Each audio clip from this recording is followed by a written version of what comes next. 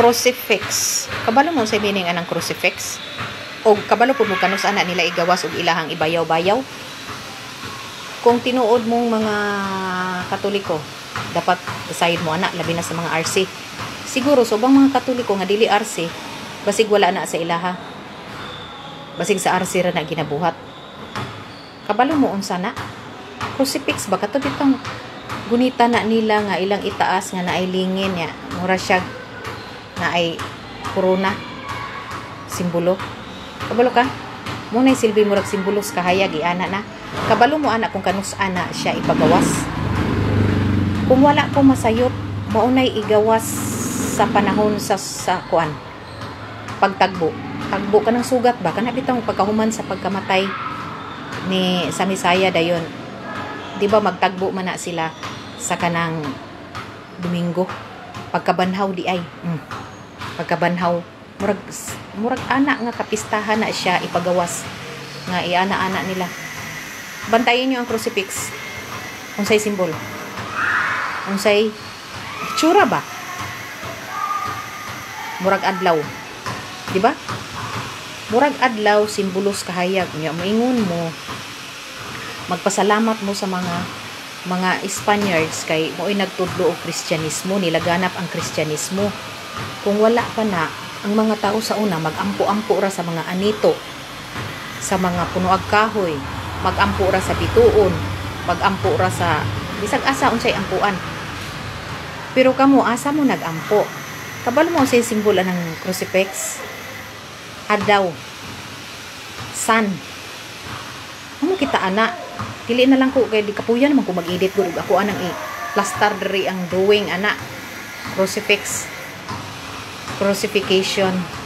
Unsa man taon ni si Auntie nagpabadlong man.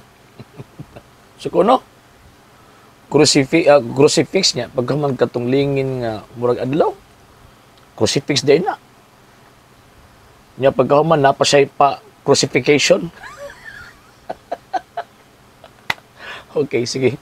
Ato aning tubagon ning ato ang higala nga gikan I think Sabadista ni pick yung Sabadista ngano man kay ano man tayo pick ng Sabadista kay ang tinuod nga Sabadista ang ilang religion Judaism dili Seventh-day Adventist ug kanang mga Sabbath keepers nga gipangtukod og mga Amerikano kaya at the same time kanang ilahang Sabbath keeping kanang sa mga Amerikano fake na puros ang practice sa Sabbath keeping sa Hudyo ug ang practice sa mga Americanized Sabbath keepers dili mao imbento lang sa mga gipangtukod lang og Amerikano. Okay, direkta ta din sa iyahang tawag ining observation. Kay ang crucifix daw kuno niya katod daw lingin ang porma niya pagkahuman na adel siya murag adlaw daw porma. Modo na crucifix mali. Mali. Ngano man kay ang crucifix gikan sa duha ka pulo nga cruci og fixus. Buti pasabot ana cross and the body. So ang crucifix kana naa sa kong likod. Katong ginamini mo madam nga tawag ining lingin niya urag adlaw porma, gitawag to siya og monstrance. Mao to ang gunitan sa pari kung naay gitawag og Eucharistic exposition. Mo na ang mga tao pag iprosesyon na siya ipakita na sa gitawag og sa pari tanang tao mangluhod dili tungod adtong simbolo nga adlaw kun dili kadtong nabutang sa monstrance nga Eucharist katong giingon ni Kristo, this is my body, mauna ang akong lawas. Nganong mangluhod mi kay kanang gibayaw sa gitawag og pari nga naa sa monstrance katong giingon nimo nga lingin nga murag purmag adlaw si Kristo nang naa sa sulod diha.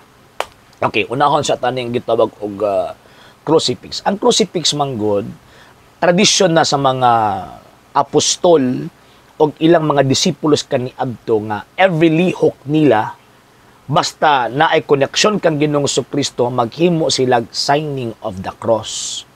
Ang kaniadto obligado man sila magampo magatubang didto sa gitawag og altar sa Jerusalem. And at the same time after the transition kumbaga gikan sa tawag ng Jewish religion to Christian religion katong mga apostol ang ilang ginahimo magatubang sila sa east.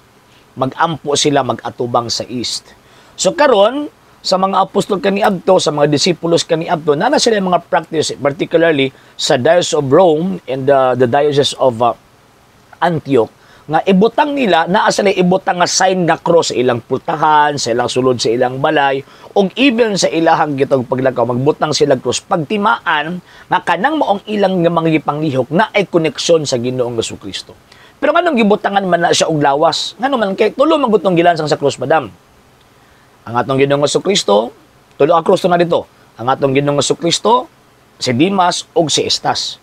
Para i-emphasize nga si Kristo na nagrepresent na kang Ginoong Jesucristo nga gilansang sa krus mo nang gibutangan og tawag ining fixus or body and na ay tawag ining inscription nga naa sa iyang ulo gitawag siyang INRE. Bot pasabot ni ana Jesus Nazareus Rex Iudeorum. Buti pasabot Jesus of Nazareth, King of the Jews. So mo na ang crucifix nya, symbol of Christians man ang cross man God.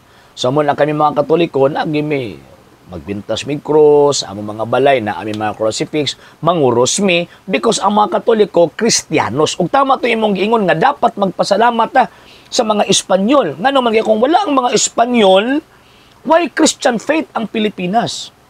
And at the same time kung wala ang mga Espanyol, walay ahukon, walay lubuton kung baga sa mga Protestante nga miabot sa Pilipinas 1904. Anang imuhang Americanized Sabbath sect, Sabbath keeping sect. Nimo naabot na sa Pilipinas, nagsugod na 1904. So bot pasabot, not less than 200 years na ang Christianity sa Pilipinas before pa mo nanungha. Munang dapat mo magpasalamat sa mga Espanyol kaya kung wala ang tawag ini mga Espanyol, di matudlo ang Kristo ang Pilipinas. O possible according to tawag ining Dr. Gregorio Saide, possible nga ang Pilipinas mahimong pagan and Muslim nation kung wala pa niabot ang tawag ining mga Espanyol. So tungod sa mga Espanyol nakaila og Kristo ang Pilipinas. Tungod sa mga Espanyol nakaila og Biblia ang naa sa Pilipinas. Number 2 point. Gi-connect niya ang monstrance dito sa paganism. Ang Kristo magud ang kahayag. And kita mga tao sa kalibutan, one of the symbol of light mao ang sun. Dili ng suga. Adlaw. Nya sa religious aspect, reliyosong aspeto kandila, di ba? So karon, ang mga pagano kaniadto nagsimba tinuod, nagsimba sila adlaw. Nagsimba sila adlaw. O nya kabalo man sila o kita mga Kristiyano, kami nga mga Kristiyano rather, di mo mga Kristiyano.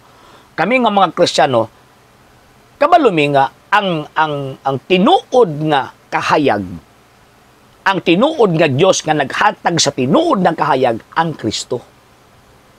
So mao na nga nagtimaan sa kahayag adlaw nagrepresent kang Ginoong Jesucristo, pero di lang kay muungot din na ngano man kay dili ang monstrance mo ay gisimba sa dihang ibayaw sa pari ang tawag ining monstrance, dili man ang monstrance ang gisimba, ang gibutang ang gibutang sa monstrance mo ay gisimba. So nganong tawag ining adlaw man ang gibutang ngano man kay nagpadayag ka na simbolo nga kanang naa sa sulod anang monstrance mao na siya ang tinubdan sa kahayag nga kinahanglan simbahon. And question, ginabuhat ba na sa tawag ining mga Katoliko for the first 3 days? Yes! Ginabuhat na nila, pero di nila mabuhat publicly. Kay every time ginabayo sa pari ang second host, mangluhod na ang mga tao. Nga naman, kasi Kristo nga kahayag na kig-uban, pinaagi sa ilahang gitawag o misa. Yan. So, bot pasabot, dili siya paganized. Kung dili, gipadayag sa mga Kristiyano kaniadto, gipadayag sa simbahang Katolika nga ang pagan practice kaniadto gipaila nga kanang inyohang gisimbang adlaw di na tinuod nga Dios, mauni ang tinuod nga Dios nga nasulod kanang gisulod sa tawag ining monstrance. Kay ingon mas Kristo, this is my body. Nauni ang akong lawas, si Kristo na mismo.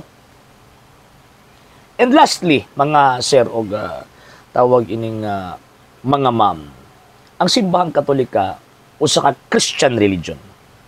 Dili ka makabasa sa mga libro sa kasaysayan o sa mga standard references nga ang Iglesia Katolika Apostolika Romana classified as pagan religion? No, sir, no, ma'am. So, kanang maingon sila nga ang simbahang Katolika pagan religion mo na ang pangunahuna sa mga napasmong pangunahuna sa mga tagak nga naay tumong og tinguha nga dauto nila ang pagtuong gitukod ni Ginoong Jesucristo. Ang simbahang Katolika, siya ang source of Christianity. Pagbasa ra gum kasaysayan, pagbasa mo kasi even ang tawag ining one of the daughters of Protestantism, mauning gitawag og Amerika. Way magkaabot nga pagtuo sa Amerika kung walay Katolikong niabot dito. So ingon ana mga sir ug mga ma'am, mo na kini si madam kisa may nakaila ini tudloy po na ninyo, oy lain na pud ana. Pasagdan ra na ninyo, dili man na kana bitawng kaulawan lang sa iyang kaugalingon, kundi kaulawan na kung asa nga pundok ning bayhanan ni sakop. Di man kag napasi pa crucifixion. Monstras na kuno na si kana monstras na kuno na. Ano no? Yeah. Ang monstrous crucifix daw kuno, kinukintaon, puwera gaba. Wala dita pailan, mga sir ug mga mama, kita pailan. Sa hindi pa po nakapag-follow sa mga pages po natin, i-follow niyo po yung mga pages po natin, RJ Horolanciano II, TV Apolia Punto Argumento page, Kuya Apologies TV page, and RJ's Vlog 2022. And pwede rin po kayo mag-send po dyan ng Facebook stars. And also, sa ating po mga channels, sa hindi po nakapag-subscribe, subscribe po ninyo yung mga channels natin, Dalay Catholic, Apologies International Official, RJ Sano II TV, Kuya Apologies TV, and Barrio Kawayan Religious Forum. And pwede rin po kayo mag-send po dyan ng super sticker, super chats, and super thanks. And maraming salamat po sa mga kapatid at mga Katoliko na ulis pong tumutulong sa programa po natin. Maraming salamat po. Nang dahil po sa tulong at suporta po ninyo, ang programa po ito, until now, andito pa rin po sa social media. And until now din po, nangangalang pa rin po tayo sa tulong at suporta po ninyo dahil wala po kami magagawa rito mga sir, mga ma'am, kung wala po yung tulong at suporta po ninyo. Sa gusto pong tumulong, sa gusto pong sumuporta, pwede po ninyong ipadala ang tulong at suporta po ninyo sa pamamagitan po ng ating mga account numbers dyan po sa ating pong screen. And pwede niyo po kaming i-message sa ating pong page kung via remittance po yung papadala po ninyo. Maraming salamat po in advance.